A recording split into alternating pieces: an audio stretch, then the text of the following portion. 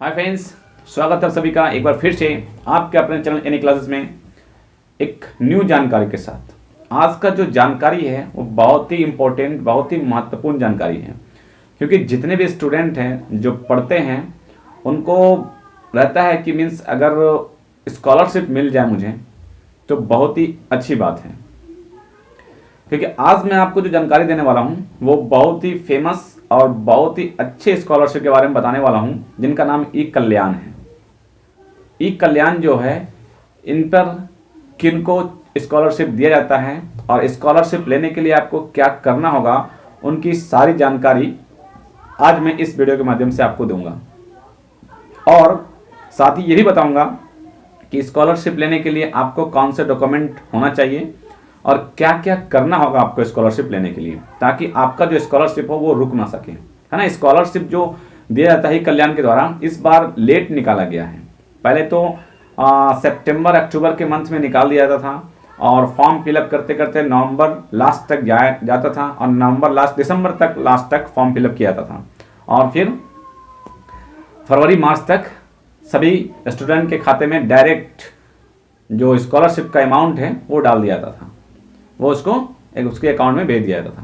ठीक है, तो आज मैं आपको स्कॉलरशिप के बारे में बता रहा हूँ, ई कल्याण के बारे में। तो जानते हैं इस ई कल्याण के बारे में क्या है। और साथ ही बताऊँ कि अगर मेरे चैनल को पहली बार विजिट कर रहे हैं तो मैं इस तरह का अपडेट जो होता है आपके एग्जाम से रिलेटेड, इस तरह का जो स्कॉलरशिप है इससे रिलेटेड कुछ भी जानकारी मुझे प्राप्त होती है तो मैं इस चैनल के माध्यम से आप तक पहुंचाने की कोशिश करता हूं। अगर आप भी अपने आप को रखना चाहते हैं अपडेट तो चैनल को सब्सक्राइब कर लें और बेल आइकन को प्रेस करना बिल्कुल भी ना भूलें, ताकि न्यू नोटिफिकेशन आप तक पहुंच सके। तो जानते हैं क्या कुछ है, ई कल्याण है क्या आखिर। तो पहले ये जान लेते हैं कि ई कल्याण है क्या। ई कल्याण जो होता है ना, ई कल्याण हर एक स्टेट के लिए, वो अपना स्टेट में जो स्टूडेंट पढ़ते हैं वो स्टूडेंट को स्कॉलरशिप दिया जाता है ई कल्याण के माध्यम से।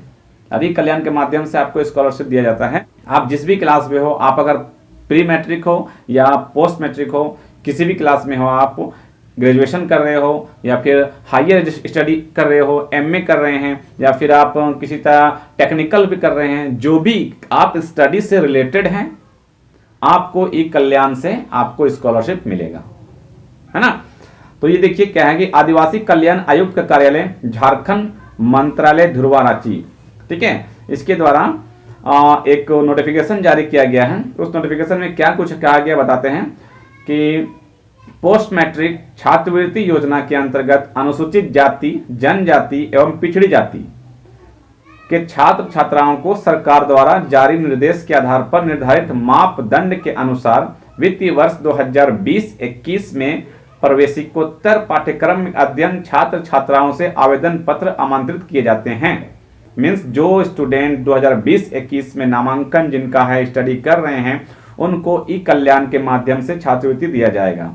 छात्रवृत्ति के लिए आय की अधिसीमा कितनी होना चाहिए, तो 1.5 लाख रुपए अधिक नहीं हो। एक साल में अगर आपके फादर 1.5 लाख रुपए का इनकम करते हैं तो आप छात्रवृत्ति लेने के लिए काबिल हैं, एबल हैं। उससे ज्यादा करते हैं तो आप नहीं ले सकते हैं। ठीक है, आवेदन की प्रक्रिया क्या है कि आपको ekalyan.cgg.gov.in में ओपन करना है उसको, और वहां से आप अपना फॉर्म फिलअप कर सकते हैं।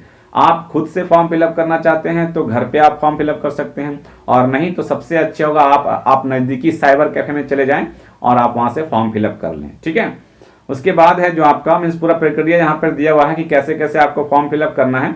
मैं आपको यहाँ पर डेट एक बता देता हूँ कि मीन्स खास जो डेट है कि किस डेट को भरना है और कौन सा डॉक्यूमेंट आपको चाहिए आपके पास, तब आप फिलअप कर सकते हैं, है ना। तो चलिए जानते हैं डेट के बारे में कुछ। ठीक है, डेट जो है, नए शैक्षणिक संस्थानों द्वारा ई कल्याण पोर्टल पर पंजीकरण एवं पंजीकृत संस्थानों द्वारा नवीकरणीय हेतु आवेदन। जो आपके स्कूल कॉलेज जो होते हैं वो स्कूल कॉलेज आवेदन करेंगे, उस पर पंजीकृत करेंगे, उसका रजिस्ट्रेशन होना चाहिए। तो वो रजिस्ट्रेशन उनको दिया गया है डेट 28/12 से 10/1/2021, मीन्स 28 दिसंबर से लेके 10 जनवरी तक वो अपना रजिस्ट्रेशन करवा लेंगे। ठीक है, अब दूसरा है कि संबंधित छात्र छात्रा द्वारा छात्रवृत्ति हेतु आवेदन करने की प्रक्रिया। जो भी छात्र हैं और छात्रा हैं, जो स्टूडेंट हैं, ठीक है, उनको जो डेट दिया गया है, उनका डेट दिया गया कि 28/12/2020 से लेकर के 15/1/2021, मीन्स 28 दिसंबर से लेकर के, ये डेट को ध्यान में रखिएगा, 28 दिसंबर से लेकर 15 जनवरी 2021 तक आप फॉर्म फिलअप कर सकते हैं, है ना। और हर बार ये भी होता है कि मीन्स फॉर्म का जो डेट है वो आगे बढ़ाया भी जाता है, लेकिन इस बार बहुत लेट से निकाला गया है, तो आगे बढ़े या ना बढ़े उसका इंतजार आप ना करें, आप फॉर्म 15 तारीख से पहले फिलअप कर लेंगे, ठीक है, याद रखिएगा 15 तारीख लास्ट डेट है। उसके बाद है कि शैक्षणिक संस्थान द्वारा छात्र छात्राओं के आवेदन का सत्यापन, मीन्स आप जिस भी कॉलेज में या फिर जिस भी स्कूल में पढ़ रहे हैं वहां से उनको आपका जो संस्थान होता है वो सत्यापन करेंगे, वेरिफिकेशन करेंगे कि आप उस स्कूल में पढ़ रहे हैं या फिर नहीं पढ़ रहे हैं, कि आपको छात्रवृत्ति देना चाहिए कि नहीं देना चाहिए। ये आपके स्कूल और कॉलेज और जिस भी संस्थान में आप एडमिट हैं, जिस भी संस्थान में आप पढ़ रहे हैं, उनका ये काम है, ठीक है। जिन भी संस्थान में आप पढ़ रहे हैं उनके द्वारा ये किया जाएगा सत्यापन। उनको डेट दिया गया है 28/12 से 20/1, मीन्स 15 तारीख लास्ट डेट है, और उनको दिया गया है 20 जनवरी तक वो सत्यापन करके आपके फॉर्म को आगे फॉरवर्ड करेंगे, ताकि उनको जो आगे फॉरवर्ड करेंगे ताकि आपको ये कल्याण का जो छात्रवृत्ति का पैसा है, स्कॉलरशिप का पैसा है, वो आपके खाते में मिल जाए, ठीक है। इसमें देख लेते हैं कि क्या चाहिए आपको।